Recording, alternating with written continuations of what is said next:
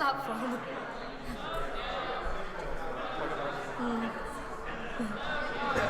I don't know.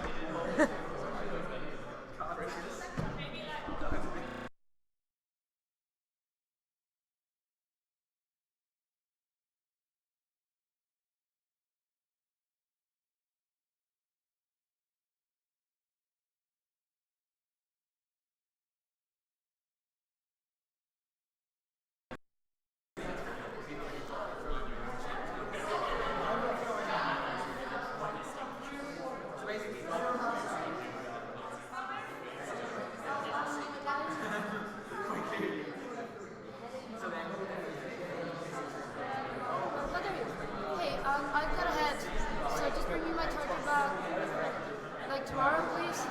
Oh, tonight, yeah. Can you just? I know. I'll message you whenever. Otherwise, I'll take.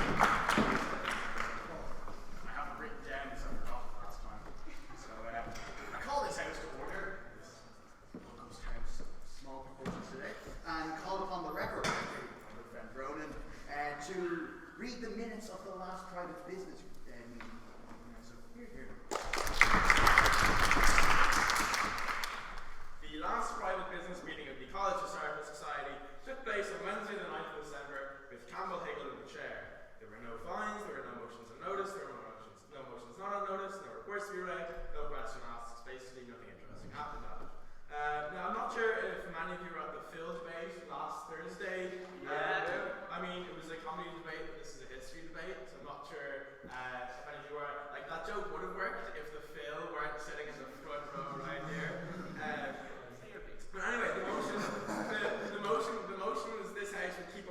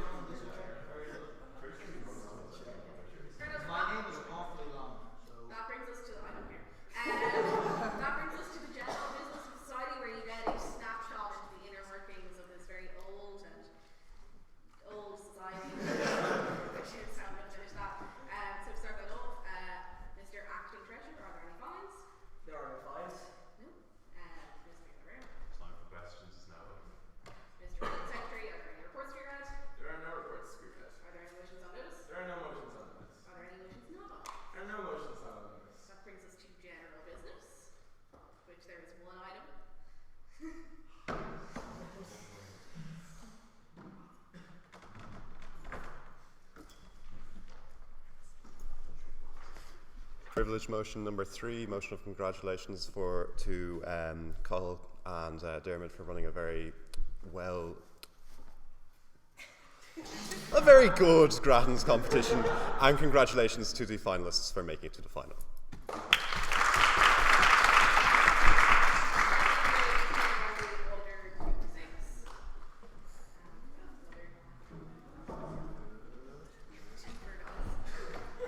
So yeah, most of you guys know, but just to put it in the minutes, privilege motion number 3, a motion of congratulations to the winner of the Rosaleen Mills Maidens Final, Ruth Lennon, to Rory O'Sullivan for coming 2nd, and to Mark Finn for coming 3rd. Proposed from unless anyone has any other general business, that brings us to the end.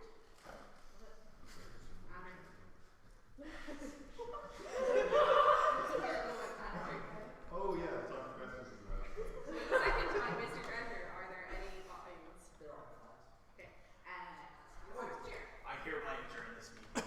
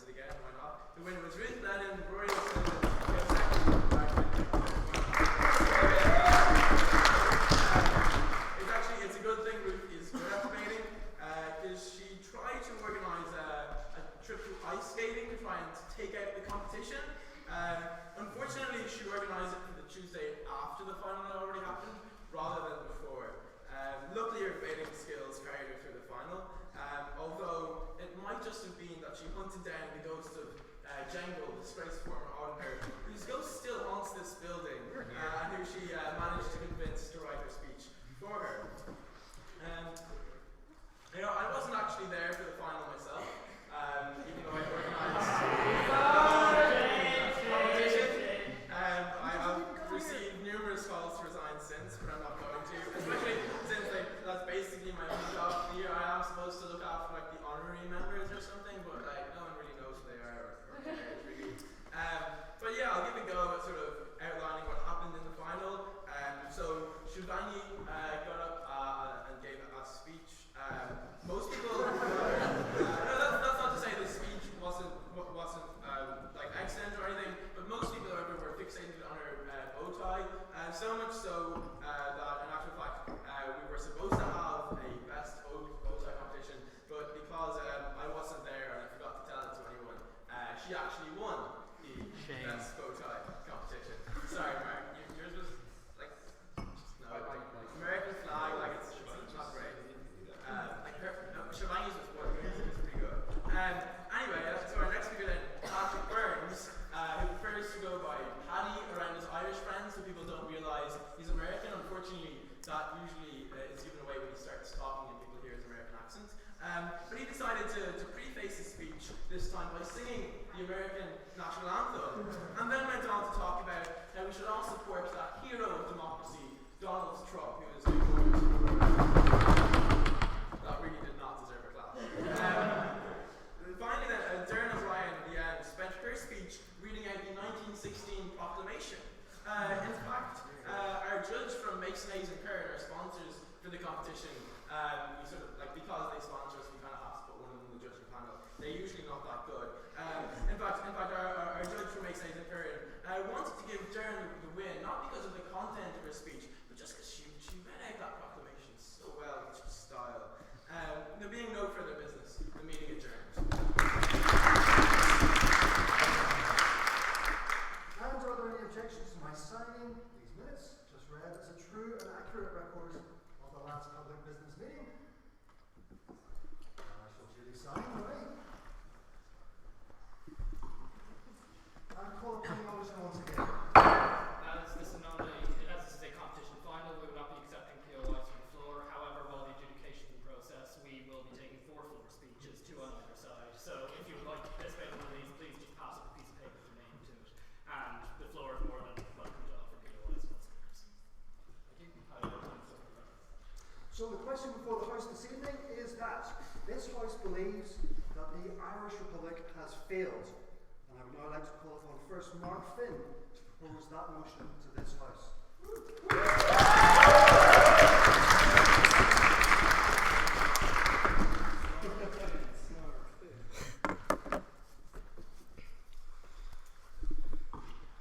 Jerfamid gur ceart cansach Deloitte cart muinter na hairan cum shave na hairan. We declare the right of the people of Ireland to the ownership of Ireland. This is what the men of 1916 wrote. This is what they died for. Okay? What I want to do in this speech is talk about 3 things. Firstly, why those aims of the men of 1916 didn't come through. So I'll be doing that by defining what we mean by the Irish Republic, looking at unity, looking at, firstly looking at nationalism. Okay, so let's be clear on something. The Irish Republic is not the same as the Republic of Ireland. The Irish Republic was a state that was introduced in a proclamation in 1916 that lasted from 1919 until 1922. It was followed by the Free State, which was then followed by the State of Ireland, which could be described as a republic, but was never the Irish Republic. Okay? Let's just be clear on that from the definition right from the off. This isn't a debate where we can stand up and moan about water charges or tell us all how great Ireland is because we passed same-sex marriage last year. It's a historical competition. We'll deal with the history, not the modern day. Okay? Mark? Yes. So are you saying that because historically there wasn't a Republic of Ireland, you just automatically win the debate without further analysis? No, as I said, there was an Irish Republic, the Irish Republic different to Republic of Ireland. That was kind of my whole intro. Okay.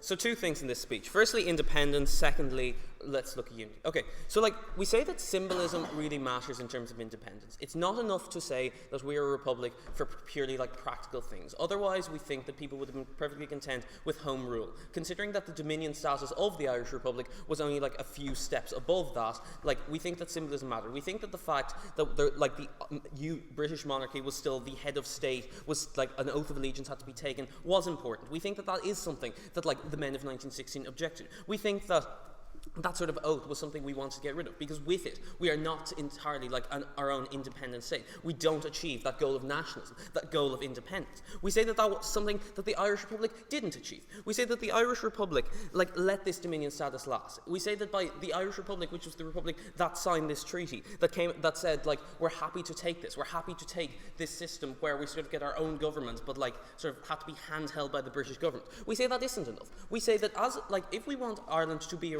independent, we say we want more. We say therefore that the goals of the Irish Republic, the goals set out in the proclamation, weren't achieved by that republic. We don't think we get that standard of independence. We think that like when our independence comes along through World War II, we think the reason for this is that like colonialism generally declines afterwards. Why? Because there's a change in values roughly worldwide because of just the event that World War II was. We say secondly because like it was really difficult for the British government to actually keep its colonies in check due to the high amounts of like the high financial burden associated with it, and also because like there were like while like independence movements within those colonies was a factor, these existed prior to World War II, but they only became listened to afterwards. We don't think that was something that could have been envisioned by the people like in the Irish Republic. We think that therefore it wasn't something they achieved, like it wasn't something that they achieved themselves. We think that the independence that they sought for was not achieved by the Irish Republic.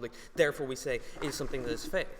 What we're given is just like it's this vague stepping stone to republic. We're not really told how that's going to be. We're just going to not bother like talking about renegotiation, not talking about whether the British were bluffing or anything. We're just going to like hope for the best. We don't think that's enough. We say that that's not something that the men of 1916 died for. We say that we want more than that. We want actual independence. Second thing in this speech, unity. Okay, so like we think that national unity is really important for republics. Republics like need some sort of collective identity. They need something to like have it there. We say that like Irish identity does exist to a certain extent. We think, however, that Irish identity is torn apart by the Irish Republic in two ways. Firstly, the Irish Civil War. Okay, so that is a direct result of the Irish Republic. Okay. Is this absolutely brutal war where there is meaningless bloodshed. We've already had the War of Independence. We've already had 1916. We didn't need more war. We didn't need more bloodshed, but it comes along anyway. The reason it comes along, it did not need to happen. It comes along because of two things. Firstly, we say that as a republic, we don't actually care about democracy that much. We're de valera declaring that like the people cannot be allowed to make the wrong decision following the acceptance of signing the treaty. So we say that that's a bad thing. We say that democracy is actually quite important for republics. Secondly, we say that if you, like, while discourse is good, while people disagreeing is good, that's something we want to see in a republic, to the point of which you actually kill your fellow countrymen because you disagree with their view, rather than debate, to the point at which there isn't talk of renegotiation, there isn't looking for a solution, it is literally just war because we cannot accept what the other side say. That is a failure of a republic. That is not creating that sense of unity. That is not creating a successful functioning state. That is something that we say is the fault of the Irish Republic, and that is another reason it's failed. No thanks. Final thing for why the Irish Republic has failed, Northern Ireland, okay? So we say that... Calm down. Okay, so we say that unity, like, of the 32 counties was something the men of 1961 for. We think that, like, also, what is set out in the proclamation is really important in this debate, because that is the framework for it. Like, the Irish Republic is something that was conceived by the men of 1916. It was something that, came about through sort of their actions. So that's what we have to use as a metric for judging this debate, okay? So we say that unity, like, it wasn't just about having, it was about having all 32 counties. You see, it was a claim for, like, getting back the Ireland that was about, like, the Ireland of Irish people after 800 years of it not being there. It was about getting that totally united Ireland. But that's not something that is achieved. It's something, no thank you. It's something that we don't get. We don't get that united Ireland, and therefore we say that it is a failing of the Irish Republic. We say that the Irish Republic doesn't create something that's good because is a failure of a state because we don't get that unity. Now, I'm not saying that we're not saying. Sorry. like that sort of the reason it is so important is because when you were talking about like an Irish Republic, you were talking about 32 counties. You were not talking about creating some sort of solution. You were talking about people who were literally viewing all of Ireland throughout the past, the Ireland that was once Ireland of the Irish people, and trying to restore that. And they're taking then this compromise of not a full Ireland, of not a full not a full ownership of Ireland to the Irish people. Again, we give you what is said. The fact that Irish people declare the right for the people of Ireland to the ownership of Ireland, all of Ireland, not just selective parts of it. Okay? What we told you in this speech is why there is never national, pure independence achieved by the Irish Republic, and why national unity is never achieved, meaning that the state has failed. Let us look at the aftermath of the Irish Republic. Bloodshed, despair, war after war after war. We think it is apparent that the state has failed. Thank you.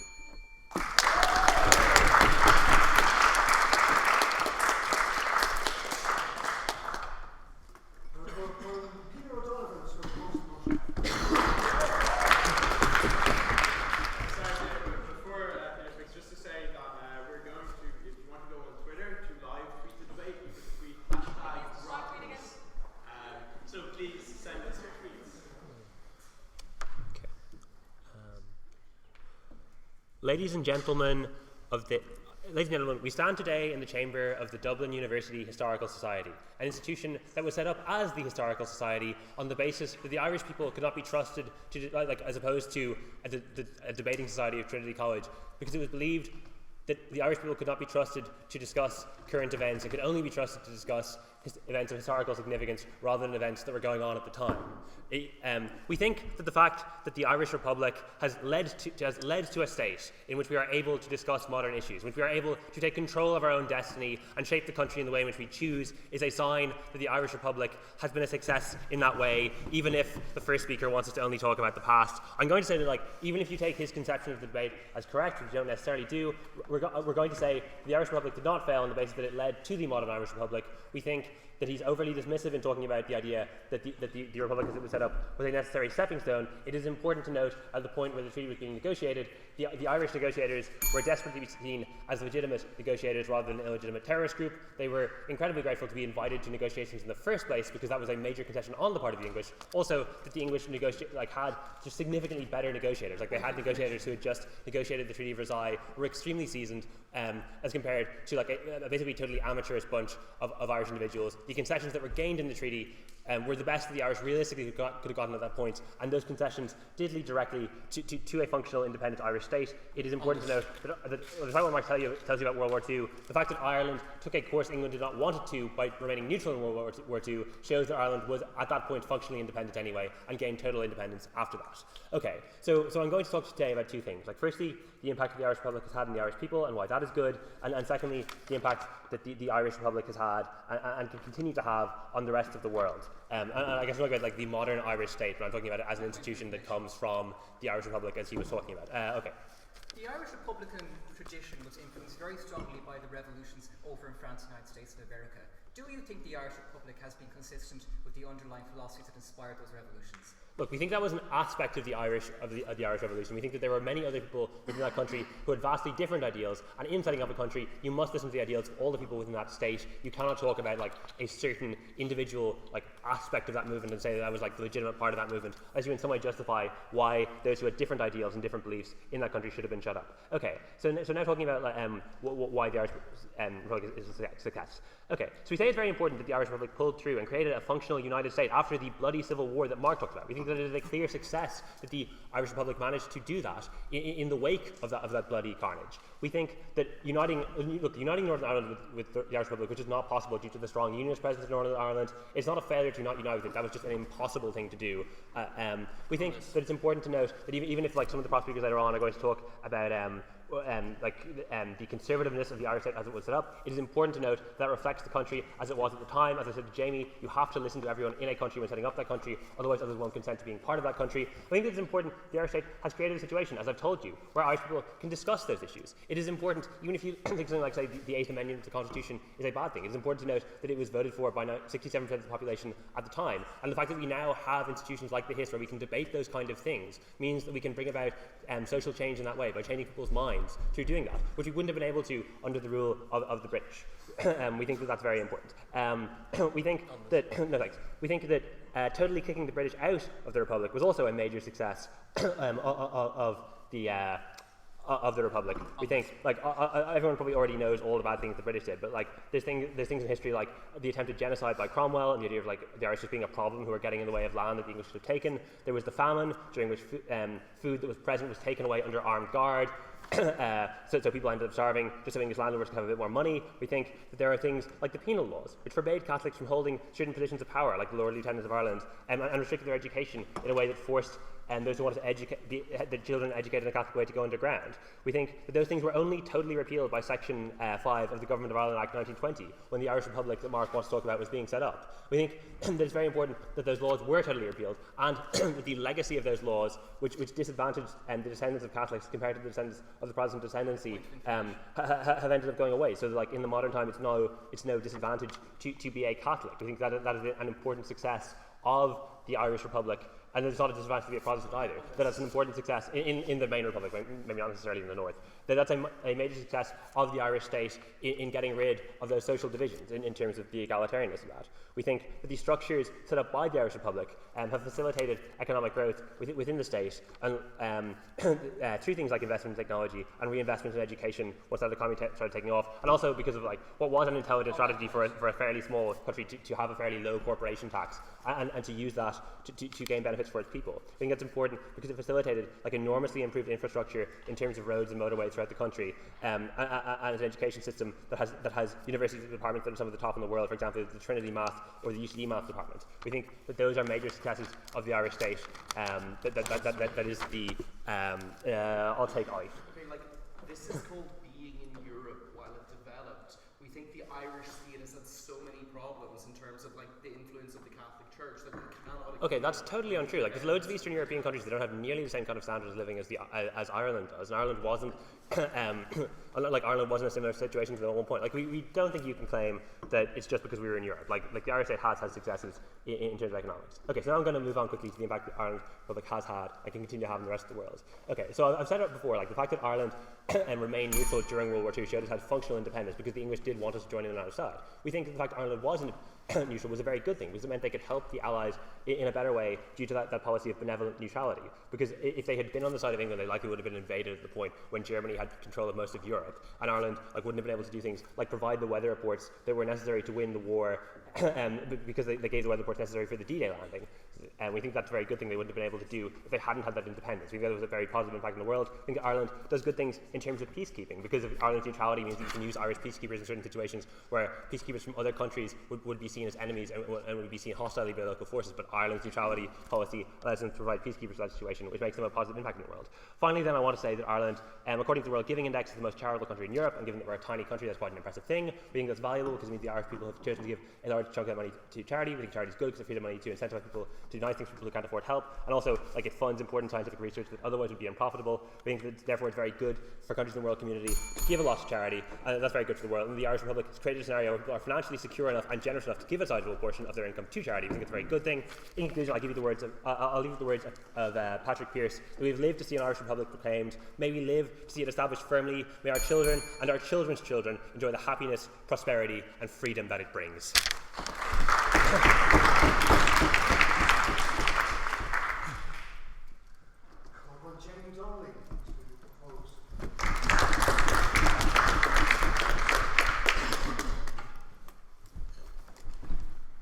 Thank you very much, ladies and gentlemen. It's an honour and a privilege to be here.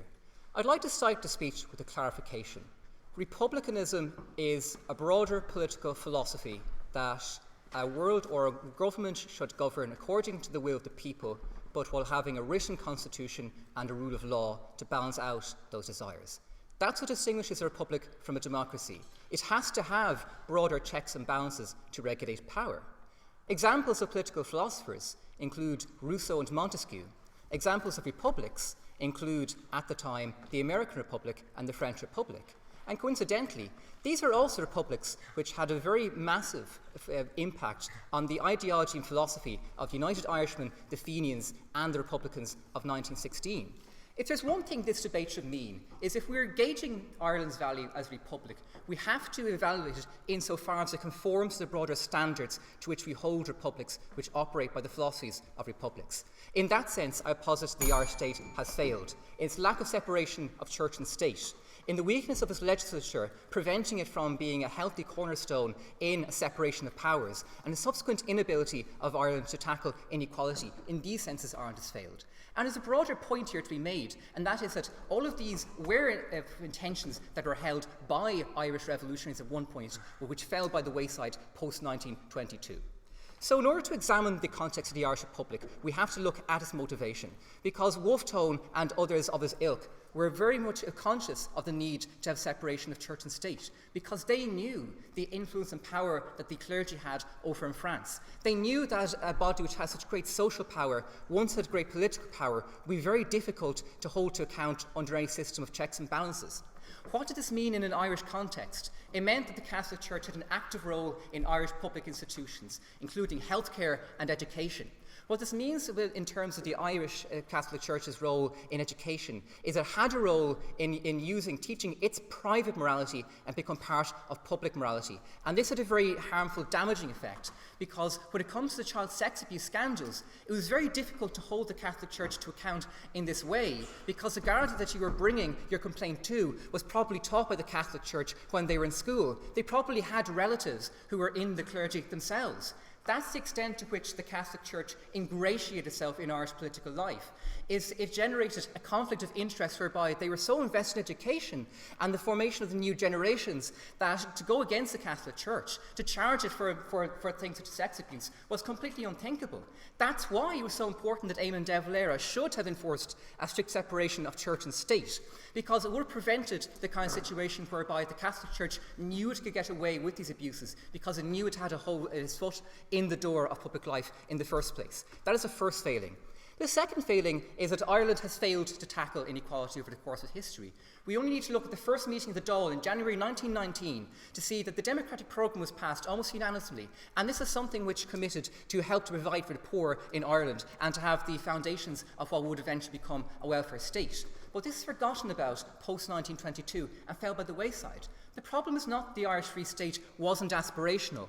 The problem is that the Irish state, once it became an entity, didn't follow through on its original aspirations. There's a broader context to this, ladies and gentlemen, because no decision Ireland takes place in a void. It takes place in a broader context. And as the welfare state of the United Kingdom took power under Clement Attlee, and the healthcare reforms in Denmark, which reduced mortality rates in maternity by a large number of factors, we saw the mother and child scheme brought forward by Noel Brown, yet it was blocked. It was blocked by the Catholic Church because it contradicted social teachings, and it was blocked by the Irish Medical Association because it went against their vested economic interest. And although this scheme did go through in the end, the result is that instead of having universal private health care, we had a two-tier system which still exists today. That is the ultimate reality of it. When we missed the chance to be on the boat what other European countries were doing at the time, under the fine tradition of Clement Attlee and the Nordic model of health care, yet we failed in that, and Ireland thus missed an opportunity to move forward in time. That must also be seen as a failure. I'll take a point of information if there's one. Go, Conan. Okay, so all this stuff about inequality, does that mean that essentially republicanism is completely incompatible with capitalism? Not in and of itself. All I'm asking is that you have a basic devotion to social democratic principles that say, yes, you can have private property rights, but we have to balance against that against the greater common good to ensure that nobody gets left behind. This is an important tenet of Republican philosophy. It's not just about maximising what any individual has. It's about tempering individual rights against the greater good, especially in the context of civic virtue, because no individual can meaningfully actualise in a state if the state doesn't provide the conditions in which them to thrive in the first place. I want to go on and talk about, in a broader sense, in which the Irish Republic has not had a proper separation of powers because of the weakness of the legislature. We do have a parliamentary tradition the way they have in Westminster or in Brussels or in the Bundestag. Instead, we have a Dáil which has been very slow to legislate throughout history, and the result has been that the judiciary has often had foisted upon it to be the ones who bring forward lawmaking. But the problem with this is what we see with Crotty versus Taoiseach and the X case, is that even though the judiciary has acted as as a stopgap. It has come at the expense of having a broader discussion in the Dáil, attempt to breach the consent of the governed when it comes to these very important issues. And instead we're seeing very hasty laws that get pushed through as a result. The executive's the judiciary's true role should be to be a check and balance on abuses of power and rights of the legislature. It should not act as a stopgap for legislative inertia, and it's that legislative inertia which has prevented Ireland from fulfilling its obligations as a new state in society. But further to that, ladies and gentlemen, even with stuff like abortion, Ireland's been so slow to legislate on this, not only because of what I've spoken about, but when the party in government fails to act on it, the opposition just stands idly by and lets it happen. We only need to look over to that kingdom to see where David Steele in 1967 actually tabled a bill that took action on Britain's abortion law, and it very much held the British government to account. Even similarly, under Tony Blair, the 90 days in term policy was largely taken out by a movement from the legislature, which act as a check and balance on the cabinet. We haven't seen this in Ireland. This is ultimately the problem we're looking at, ladies and gentlemen. The moment we set up the Irish Republic was a crucial junction phase. We could either go forward using the institutions we already had, or we could create our own to move forward from the legacy the British had held us. Where we should have been building an Irish civil society with true Irish Republican values, what we saw instead is that the meaning of Irish Republicanism was to say Brits out first, but not to have any ideas later. And instead we'd have the Catholic Church to stand in where an Irish civil society ought to have been under the British. The ultimate result of this is that Ireland has lagged behind its broad obligations. It has been slow to respond to social change in Ireland, slow to respond to the broader social democratic norms in Europe, and slow to respond to any of these things. In these senses, we can truly say that Ireland has not lived up to what the men of 1978 and after wanted, the inspiration behind the French and American revolutions, and in thus sense, it must be seen as nothing less as a betrayal of Republican political philosophy. I'm very happy to propose.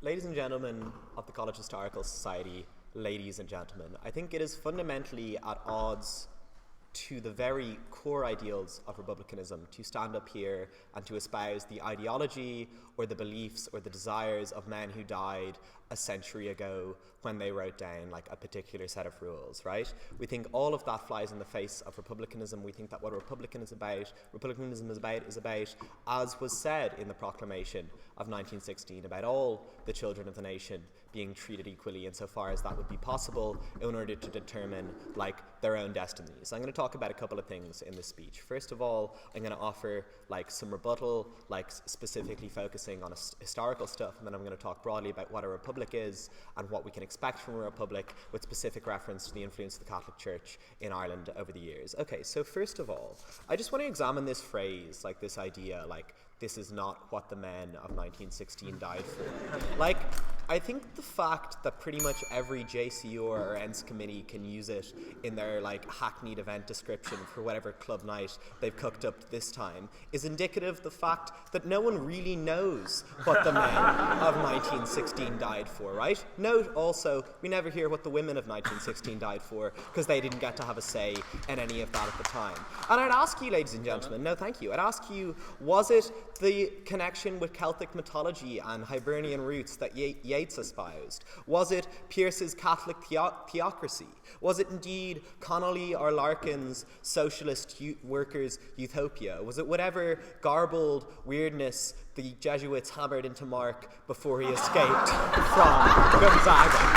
Note, ladies and gentlemen, that he continues to wear a Gonzaga graduation ring to this debate, right? Okay, because we say that fundamentally they were different people, like with different ideals, with different aspirations, with different conceptions of what the future of the state should hold for its citizens. The one thing that united them, no thank you, the one thing that we can call republicanism was the fact that they believed that rather than be subjects of a foreign master, that the Irish people, no thank you, should determine their own lot in life. We think that we have achieved that, okay?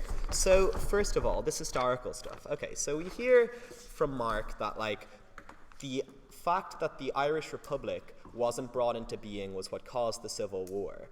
Like, we think the fact that like a full Irish 32 county republic was completely politically untenable at the point is what caused the Civil War. Moreover, we think probably the kind of absolutism, the kind of unshakable lack of malleability that comes from saying things like the Irish Republic has failed is exactly the kind of ideology that caused tens of thousands of Irish people to slaughter each other in the Civil War in the early 1920s, right?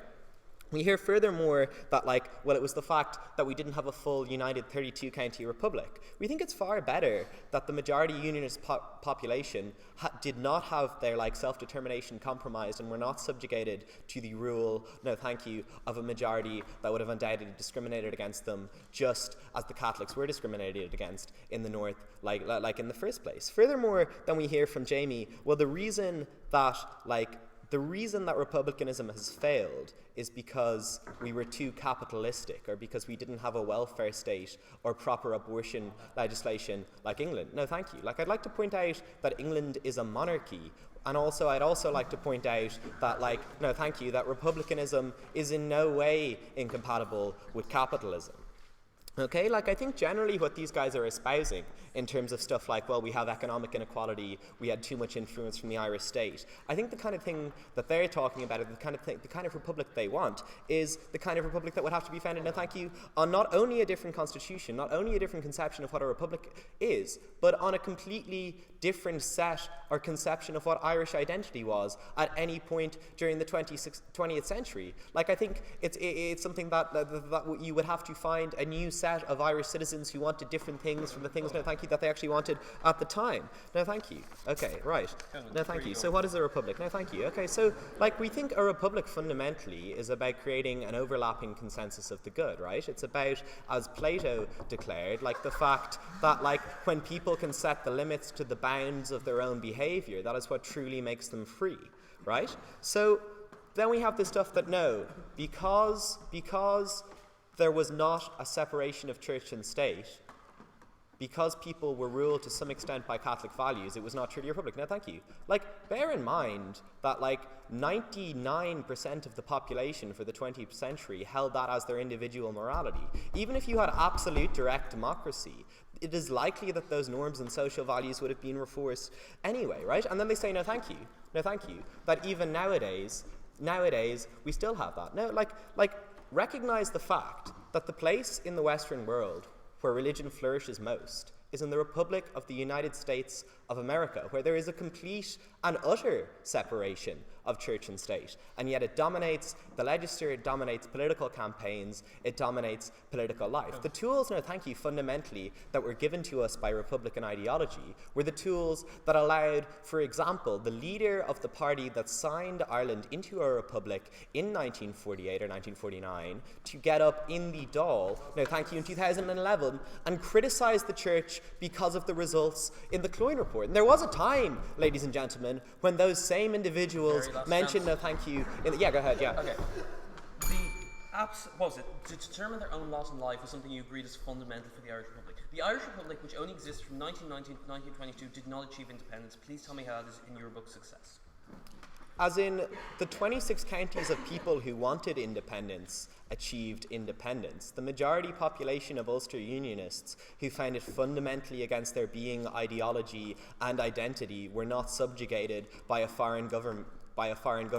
That government did not use a monopoly on the legitimate use of force to arrest their community leaders, put them in prison, and likely kill their sons and daughters. We think that's probably broadly speaking a good thing, right? So, furthermore, the fact that, Enda Kenny was able to get up and criticize the Catholic Church, when there was a time, ladies and gentlemen, when, those same deputies in that same house would have been told by bishops such as John McQuaid how far they could go, what they could legislate for, and what they could not legislate for. We think the very fact, the toolkit provided by republicanism is what allowed that progression to happen when the Irish people decided they want that progression to happen. Furthermore, I'll finish with a quotation from that wonderful piece of both sculpture and architecture on the end of O'Connell Street from Charles Stuart Parnell, that no man can set the limits to the march of a nation. No man can say, thus far shalt thou go and no further. We, as children of a republic, will go as far as this present constitution will allow, and we will change it if we have to, and we will tear it up if we have to, but it is fundamentally the Republican idealism, the Republican toolkit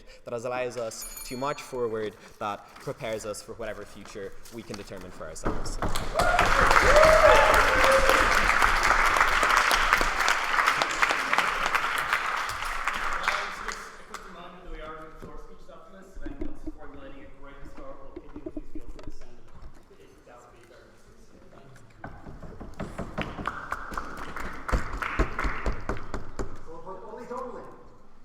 Woo, go me.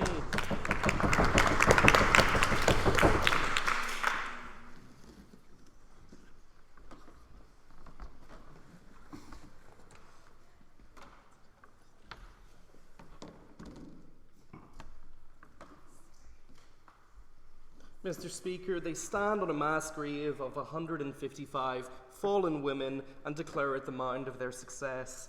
They stand on a divided country and declare it complete. They stand on a system of systematic equality and declare it to be a republic. We don't. We think this has been a total failure.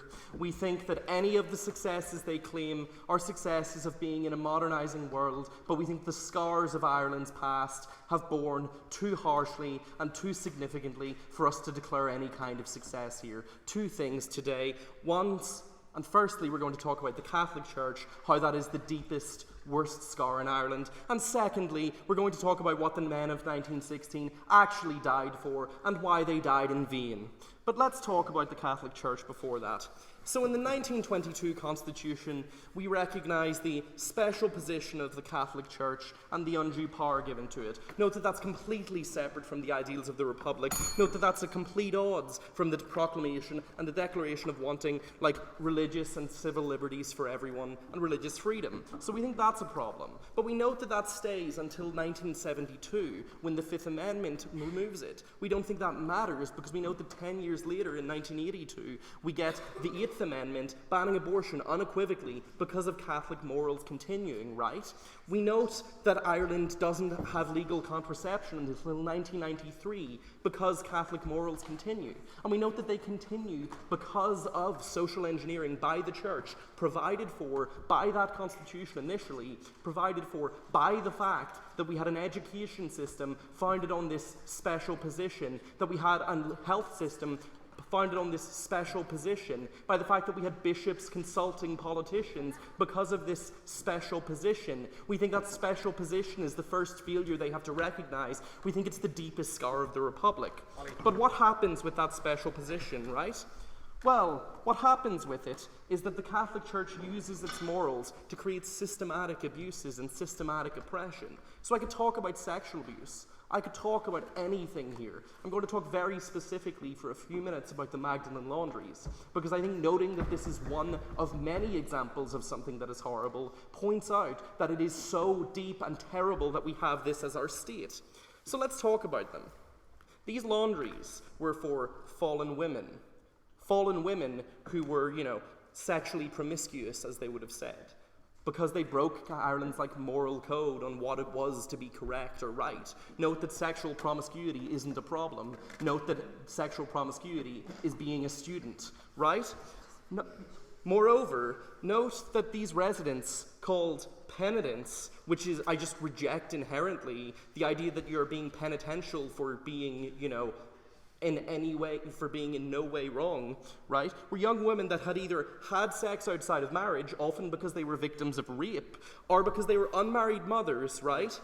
Given this as a support, when it was no support. They were given no support. Note that these were people that were referred by the state into these laundries, where they were kept in slavery, where they were kept in by the guards, where they were literally returned. Note that this is state collusion with the church in a terrible manner. Note that we had the mentally disabled being thrown into these laundries. Note that in total, about 30,000 women were victims of this, which is why we find mass graves, okay? And now you would think that this is terrible. You would think it's more terrible when you know that there was mental, physical, and sexual abuse, when there were long days, 7-day working weeks. But the worst thing is that this only ended in 1996, Mr. Speaker. In our lifetimes, these laundries were open, okay? And when the apology came, it came in 2013. It came with 50 million, sounds like a lot of money from the government. That's about €1,600 per victim. We don't think a life is worth €1,600, Mr. Speaker. We don't think a life is worth any of that. And note that that apology and that money came in no way from the Catholic Church, came in no way from the people that were doing the suppressing. Note that nuns from these laundries came onto the radio at the time and said that the rhetoric around these laundries was a one-sided anti-Catholic forum, and when asked to apologise said, and I'm quoting directly, "Apologise for what? Apologise for providing a service? We provided a free service for the country." Yeah, I don't think they did. So we think the fact that this existed, this system existed, is one of the biggest, deepest, most horrible state feelings we could imagine. But we know that when sexual abuse existed in huge amounts, when the Catholic Church had this privileged position and used it so horribly, this is only one of many feelings, but it's one that we cannot fathom the depth of. I'll take Conan. Okay, while I recognise that these are incredibly terrible crimes, can you name any kind of political system whereby Catholic Ireland would not have enforced those social norms in the 20th century? Right. Observe the fact that those social norms were bolstered up by the fact that the state had specifically provided in a constitution for a special position of the church. Note that the Catholic Church had the ability to create these social norms through an education system, through a healthcare system. Note that if we had the free and equal state, like provided for in the proclamation, that would have been reduced greatly. The ability of the church to create this would have been reduced greatly. We would have had a more, discerning public in order to change that. We think we win this. But secondly, what did the men of 1916 die for? I'm just going to run through a few things in direct quotes. The right of the people in Ireland to the ownership in Ireland. So you're about 30 seconds of the way there. Thanks, guys. Okay, right. Religious and civil liberties. Ha, no. Right. Equal rights and equal opportunities for all of its citizens. Okay, so more of our judges went to Belvedere than there are women in the court. There are 16.2% of the Dáil that are women, and the 8th Amendment is still in place. We note that women aren't equal. Travellers are citizens too, but they're 7 times more likely to take their own lives. Their life expectancy is 12 years less than the rest of the public. They're citizens, but they're being ignored. They don't have the equal rights here. But moreover, note that in this highest institution of Ireland's education, where we are speaking now, note that I am the first speaker in this debate that's not from South Dublin. Okay? The point of this being that we do not have an equal state. We do not have a state that we can stand on as having equal rights and equal opportunities for all of its citizens. We think that is the most significant, most powerful line in the proclamation. We think it is the most feels line in the proclamation, but we think every single thing that the men of 1916 claim to have died for prove that they died in vain. Thanks.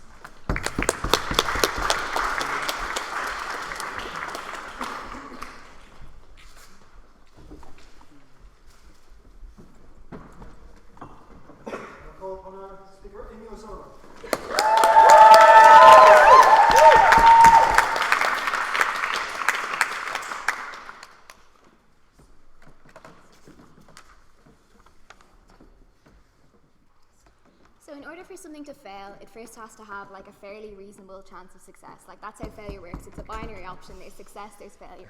Something can't fail when it could never have conceivably have happened. I'm going to be talking about two areas in the speech today. I'm going to talk about the historic Irish Republic and how that didn't fail, and then I'm going to talk about more recently how states evolve, how that's a really good thing. But firstly, on Ollie's speech there, we completely recognise that the Magdalen lotteries were a terrible, terrible thing that happened. But by Ollie's metric, any state who has ever suppressed minority, any state that has ever done terrible, terrible things to its people has failed as a state. Recognise that that's every state everywhere, because states tend to be bad at looking out for minorities, and states tend to have done terrible things in the past. And to the present day, when special interest groups have power, we recognise that by that metric, all countries ever have failed, and we don't think that that's true. So I'm going to be talking firstly about the historic Republic, I'm going to talk about how like that wasn't a failure because like it did like vast majority of the time receive the same. No, thank you. So like historically, so like what was laid out in like the 1916 Rising, like we see that like it was fundamentally like unfeasible. We think like as the Irish Republic went on with like the Government of Ireland Act in 1920, it became even more unfeasible at the point which you like already have like a set up government in Northern Ireland that the British are obviously not going to back down on because it's really hard to like disband in a government which is already set up. We see like in terms of like what they could have feasibly achieved, they did achieve. Like they did manage to get the British Empire to negotiate with them. They did manage to like get like independence for like 26 counties in which they're still like they did manage to create those stepping stones that would eventually turn Ireland into a republic in 1949. We think like those steps are really, really important to be taken, and the Irish Republic was a stepping stone for that. So given that they have achieved like eventual independence, given that like we're standing here today like in an Irish state, we'd say that the Irish Republic like has obviously like didn't fail, succeeded because of that. Yeah, I'll take it. Okay. Like firstly, like that's factually incorrect. The Irish Republic, which existed at that time, didn't achieve independence. We still have military legions. We went to war over it because we objected to it. How would you deem like another war in the brief history of a nation a success? Okay. Well, like we think, insofar as it achieves its aims, as like as I've already said, insofar as it could, we think it's success. We think like the Civil War you're talking about. Like is unfortunate, but we think like it led to better things. Like note the fact that Ireland is like one of the very few post-colonial countries not to have gone through a period of like a military dictatorship, like many countries in Africa. We think like that's something really important that you need to acknowledge, that like democratically like, the Irish Republic and then the Civil War like did eventually move on to that.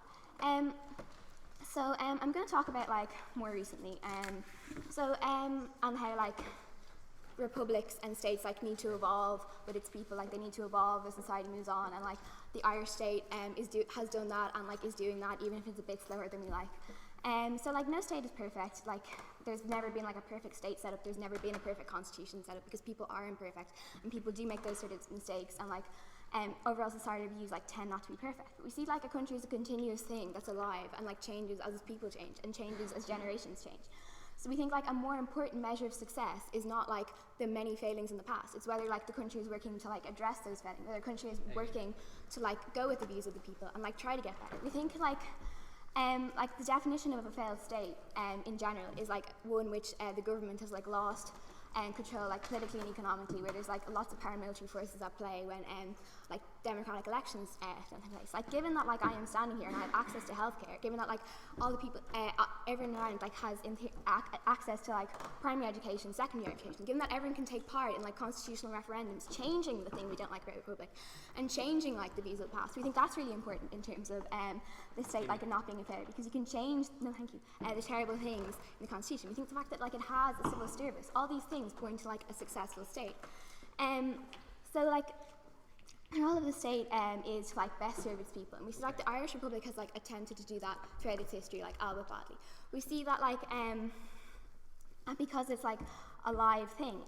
This is like brings back to Jamie's point. Jamie was like, well, like the Irish state is conservative. Like all states are conservative. All states don't like changing because like change is scary and no one knows what's going to happen.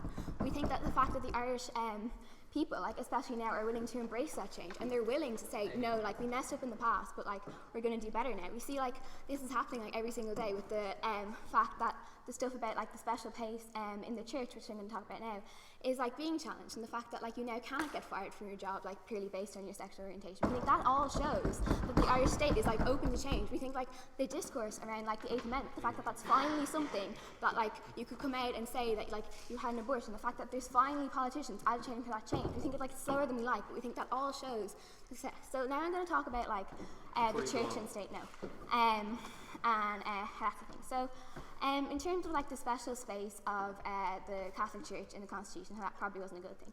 Like recognise the fact that has already been brought up. Like most people in Ireland were very committed, like very devout Catholics. We see it's like unfair to like compare different republics and compare like, oh well, like the French Republic did this, therefore the Irish Republic failed because it didn't do that, because like there's massive societal differences between France, there's massive societal differences between like France, Ireland and Britain, and obviously like what's going to work in France with like a very different history isn't going to work in Ireland. So when you talk about church and state, like I think you need to acknowledge the fact that it's not like the Catholic Church didn't have a special position in Ireland before the Constitution was there. Like everyone was, or most people were like very devout Catholics. So we think like in terms that the Catholic Church would still have had that influence on Irish politics, regardless of the Constitution, is something we need to take care of. Yeah, I'll take Ollie. Okay, like, if you want to claim the metric of how fast we've developed as a success, can you stand over contraception being introduced in 1991, the last laundry closing in 1996, and us still not having legal abortion in Ireland?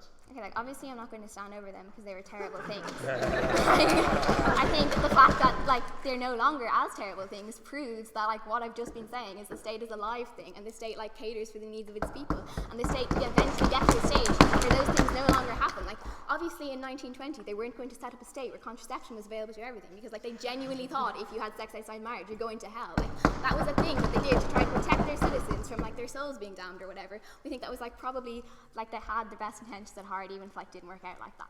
So also, like, in terms of, like, as I was saying, the state constantly being alive, like, there is becoming a separation of church and state. Like, there's being more and more open criticism of the Catholic Church, and, like, they're getting less influence in schools. Like, people are questioning them more and more. We think, like, this all shows that Ireland is becoming more progressive. So, like, just to conclude really quick what I talked about today, talk about, like, how historically the Irish Republic like, got its aims in as far as ever going to feasibly get its aims, and that we are now, like, in a free state and not ruled by Britain, and how, like, states are a live thing, they're ever changing, but the fact that the Irish Republic is willing to change is a really good thing. Thank you.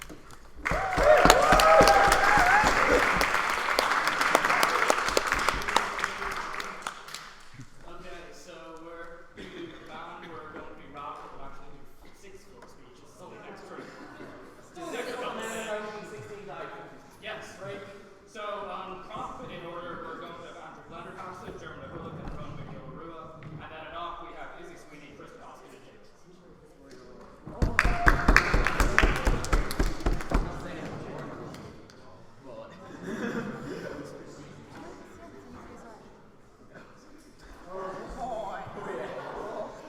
Order, please. Okay, sorry, that was my fault. So we now ask the adjudicators to withdraw and to deliberate on the debate.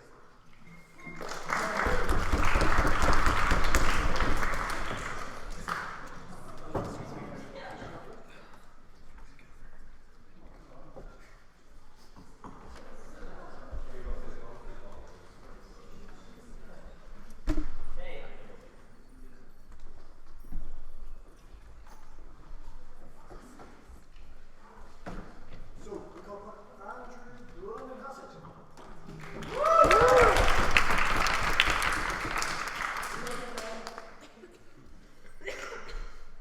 Who has it? Blanner has it.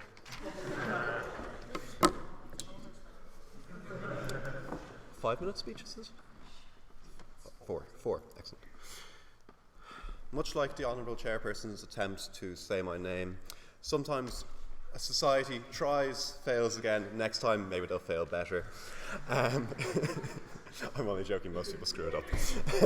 So, what do I have to bring you today? I'm going to talk about basically the idea that, like, first off, I'm just going to give a little thing about, like, all countries fail from Amy's speech. Then I'm going to look at the Irish Republic in, like, in the context of one of the more famous republics, which would be the French Republic, and the ideals of liberty, equality, and fraternity.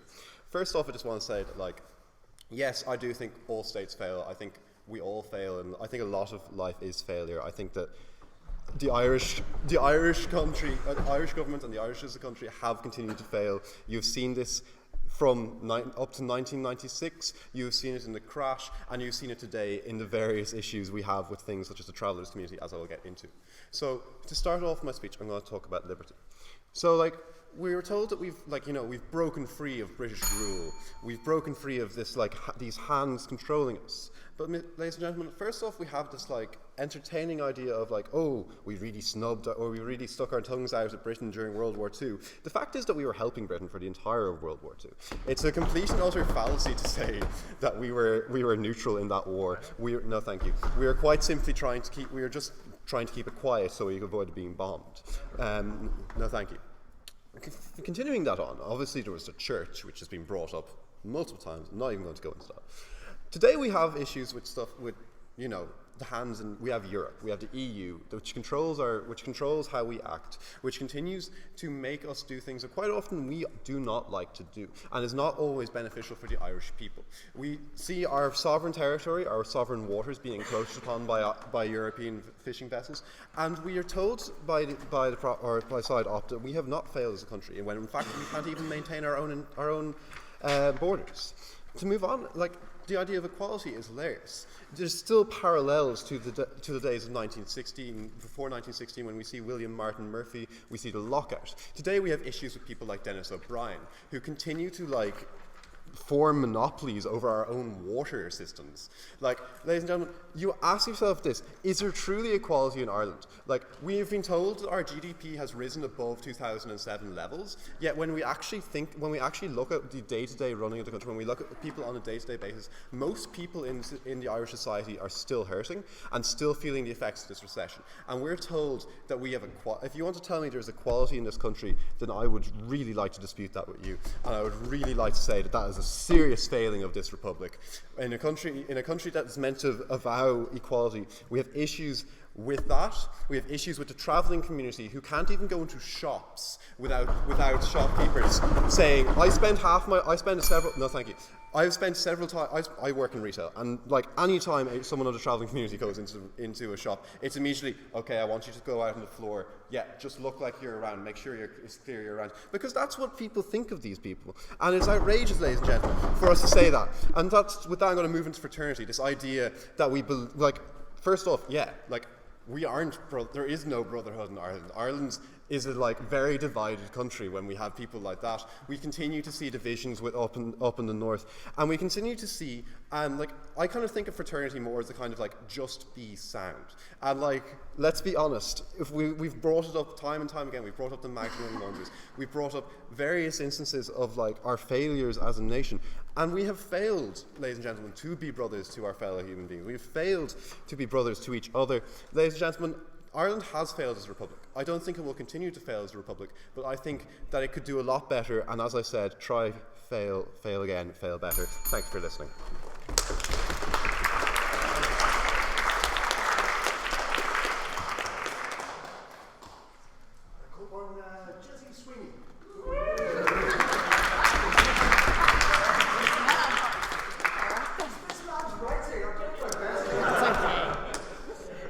It's hard to say 4 letters. The joke has been made several times. Let it go. Sorry. Ladies and gentlemen of the College Historical Society, ladies and gentlemen, honoured to be speaking in this chamber finally this year. I've missed it very much. The freedom to do all the things that we do today is the reason why our republic has not failed, why our country has not failed. To think of the country in an abstract sense as a republic is not fair, because everyone in this room benefits from living in this country. You all benefit from the free fees. You all benefit from this wonderful country that we live in. It's not perfect, but no country is. But we're doing a lot better in international standards than a lot of other countries. But the thing is that this debate is a bit strange in that who really knows what it's about? Is it about the men of 1916 and what they died for? Or is it about the women of 1916 and what they died for? Or is it about what poor Mark tried to make this debate about? You're out of time.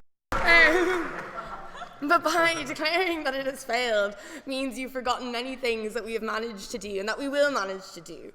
I'm not really going to talk about factual historical things, no thank you, because I haven't cared enough to look up and remember my Leaving Cert history. But I do want to call bullshit on what Proposition have said today. But can I just say one thing? It's highly offensive that we as a society fetishize the men of 1916. You have to remember the men of the Civil War who died, the women of the Civil War, the families that are still torn apart by that. You basically spit on the grave of Michael Collins if you say anything else about the Civil War, who literally gave his life for this country. I don't care if that's whatever, controversial.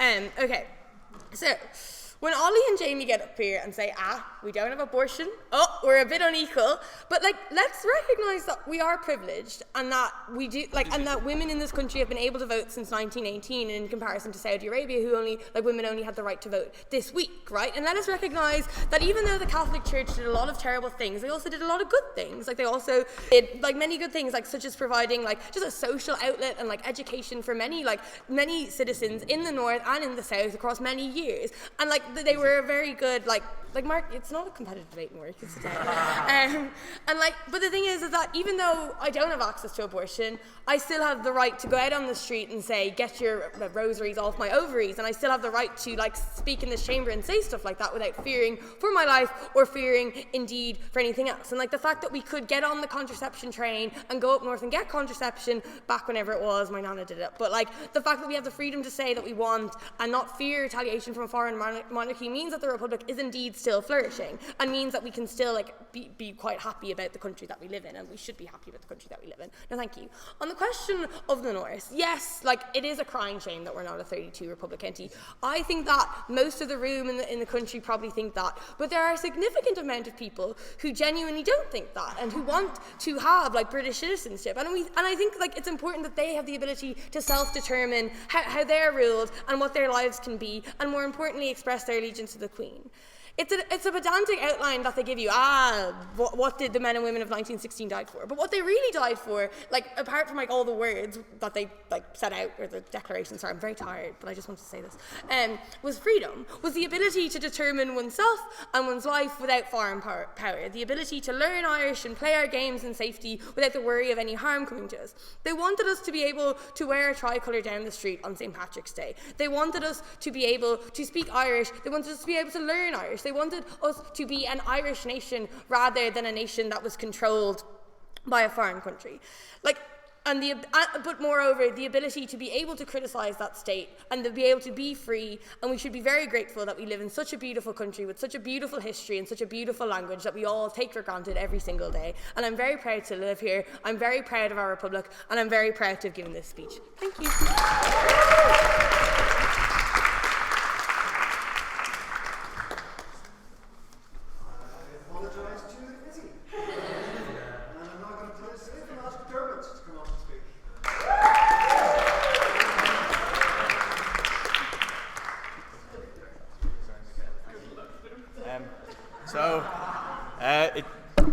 Me being co-convener kind of implies that I do this kind of grunt work when it's required. Just before I start off, just well done to all the speakers. You were really fabulous, great debate, so well done to all of you. Thanks to the non-present judges and everyone else, and well done to Carl specifically, who did a lot of work, and I'm kind of just jumping off it. So anyway, just kind of with regard to the Republic, I once had a conversation, more kind of an argument, as one does, with a grandparent, specifically my grandmother, about the Republic, because my family are weird like that. And what I got onto was, I was kind of shouting, I was kind of saying how generally shit it was, and she said this one lovely phrase: the Republic isn't physical, the Republic isn't something that's permanent, the Republic isn't something that exists in a certain space and time. It is impermanent, sorry. That it is more, that it is for everyone.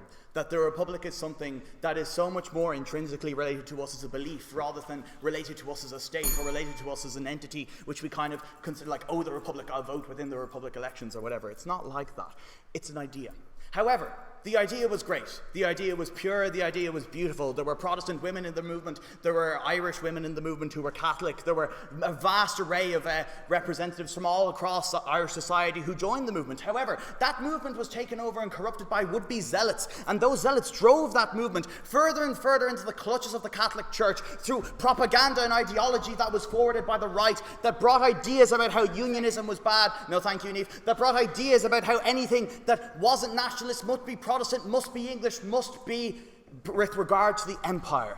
That created a fabric that just tore Ireland apart. That idea of the Republic created from the outset a Republic that was divided, a Republic that would take 100 years to even nearly unite. Waiting that long is something that I believe to be a catastrophic failure of a republic that was supposed to deliver swift justice to those who call themselves Irish. See that not all people who call themselves Irish are Catholic. Not all Irish people are men. This is important. This is key. The Republican idea, the Republican mantra, failed in that regard. It fundamentally has forsaken those ideas, and as such, it has fundamentally failed, ladies and gentlemen. It is not whether the state exists, it is not whether another state is better, it is whether that idea, that origin of which we all claim to come from, is good or bad. And sadly, ladies and gentlemen, it has proven itself to be more bad than good. And I have nothing else to say, so thanks very much for coming.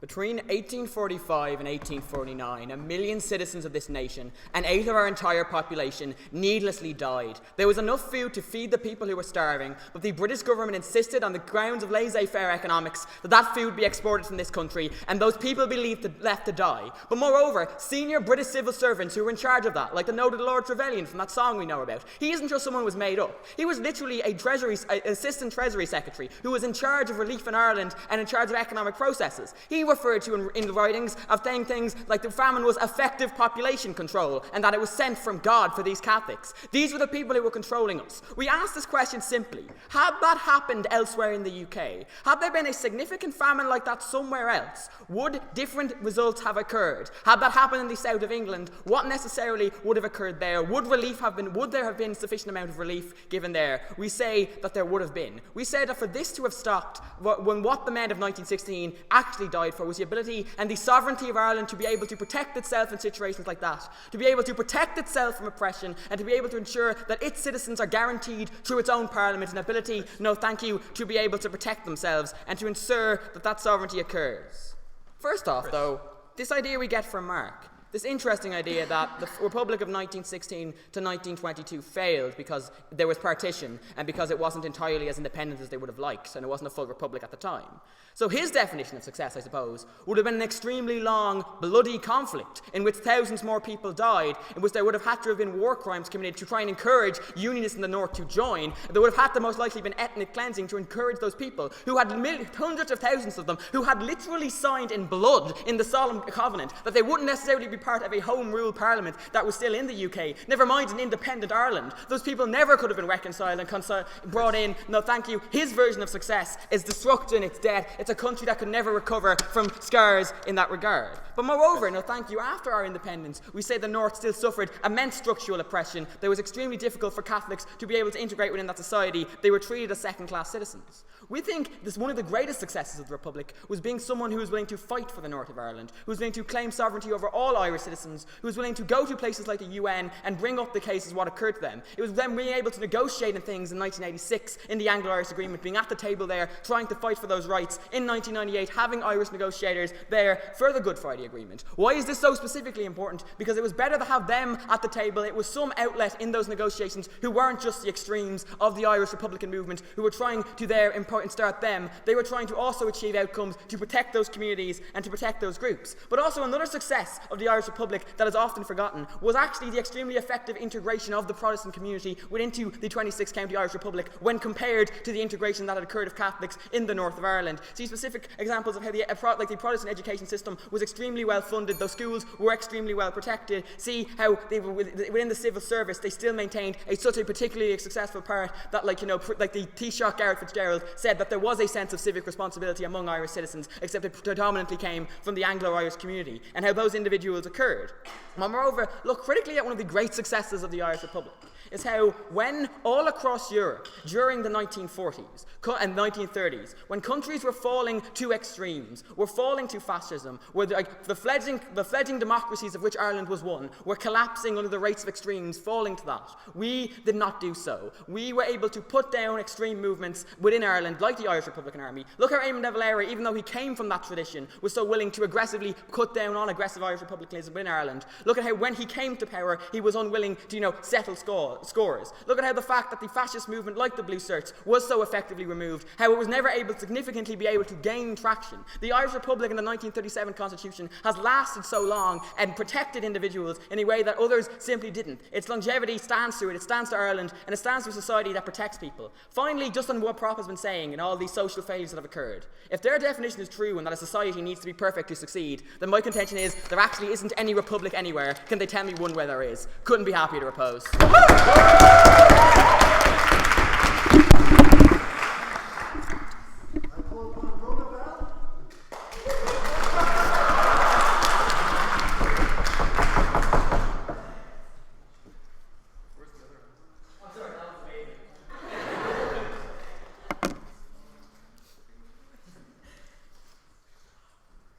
Weird people.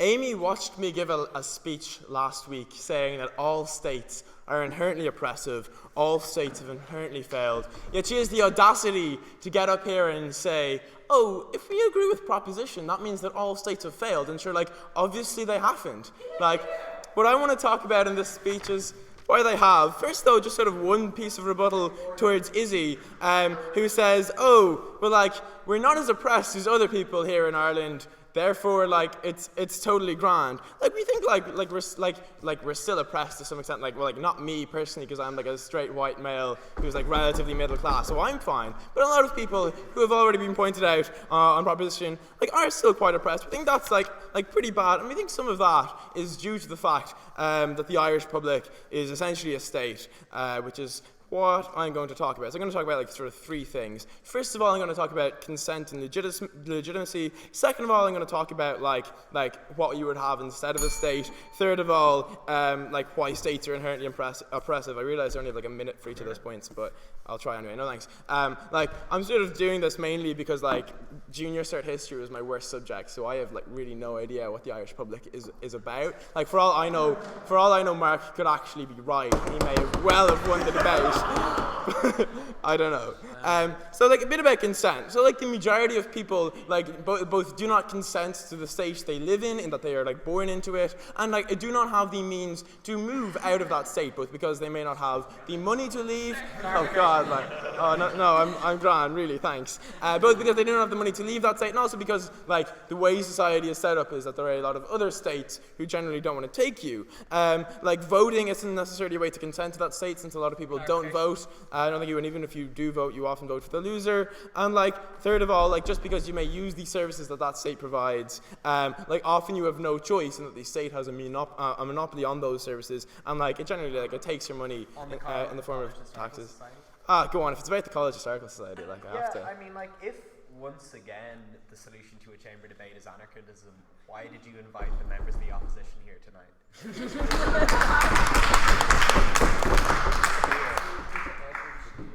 Like just because I like you, Conan. Like, I just want some friends, really. That's all. So yeah, like why the state isn't necessarily better than like the state of nature. Like first of all, like generally we can't conceptualize of like what we would have without a state. So it's not necessarily true that the state would like be worse than it. But like if we actually look at like some examples of where we've had this, like for example the anarchist communes during the Spanish Civil War, which are actually quite successful. I'm going to say they were successful. As I said, junior cert history was my worst subject, so I don't know. Okay, I guess I was wrong. So, but also, so in terms of the argument generally goes that like the state, we need a state to like provide services for us. Like who else will provide them otherwise? Like if it is true that like life with those services is naturally better, then it's probably true that voluntary organizations will exist that can still provide those services on some sort of voluntary principle. But also, like in terms of like when you think about principles such as greed and stuff like that, it may well be true that those sort of principles and ideas come from like these actual system that we have based around capitalism, based around gaining capital and needing more and more wealth and trying to accumulate wealth. That itself could be something that entrenches greed. Maybe in whatever society we have without a state, like those principles wouldn't necessarily exist. Lastly, then, why states are inherently oppressive? Essentially, like few reasons I don't really like have time to talk about the moment. But firstly, because they have to enforce the rules of that state. There are always people with different ideas, different ways of conceptualizing of their life, that you have like disagreement there. So the state has to be oppressive towards those people. Second of all, because the state generally constructs an identity like around essentially nationalism. If you want to know why that's bad, look to Ruth's speech last week. But essentially, that is something that is inherent to a state in order to get people to abide by those rules. And then lastly, because of like the tyranny of the majority, so essentially in a democracy, the fact that we must all succumb to the will of those people who can vote for something that is more than 50% of the actual voting population. For all those reasons, we beg you to propose. Thank you.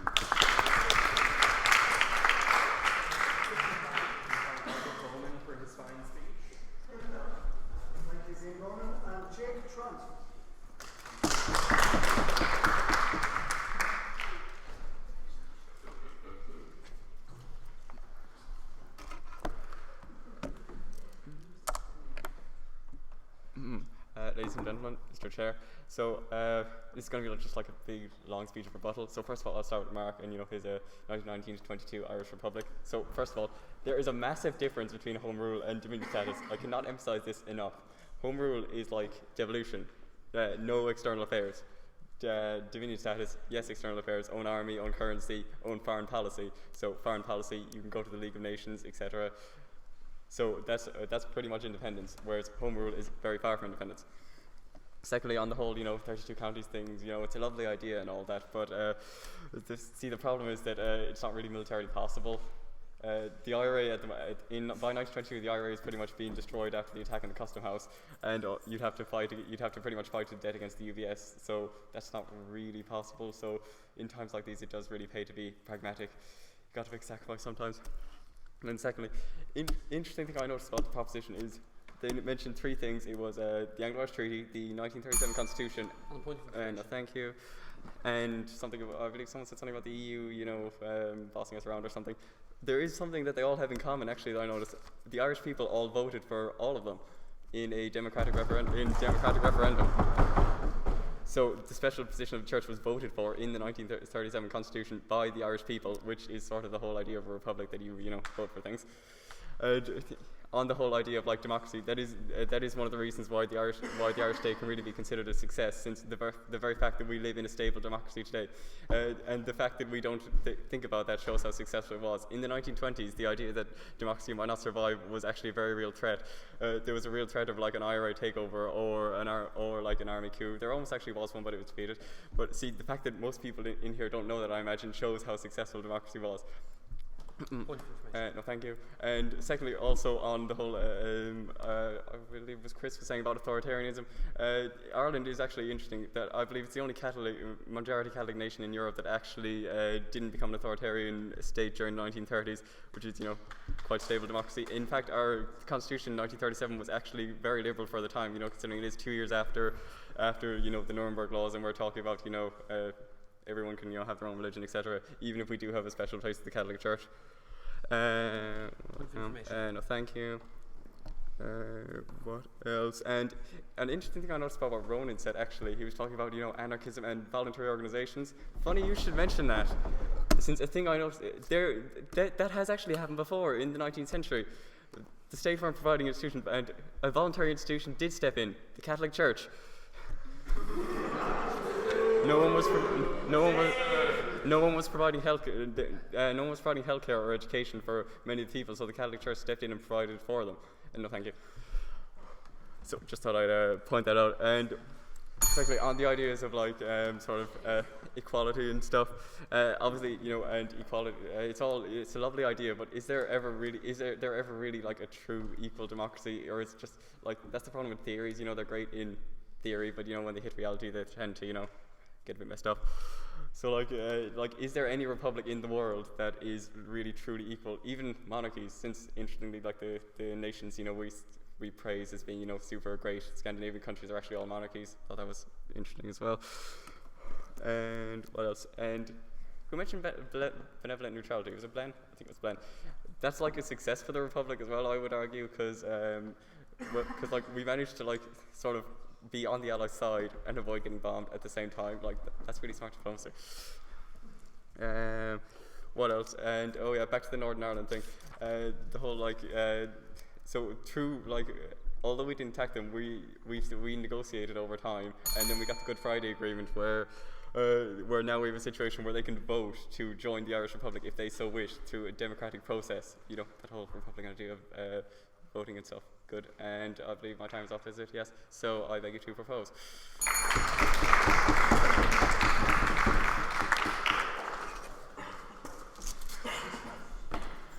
So, ladies and gentlemen, I now put the question to the House on the motion. This House believes that the Irish Republic has failed. You are to shout aye or nay at the appropriate moments. All those in favour?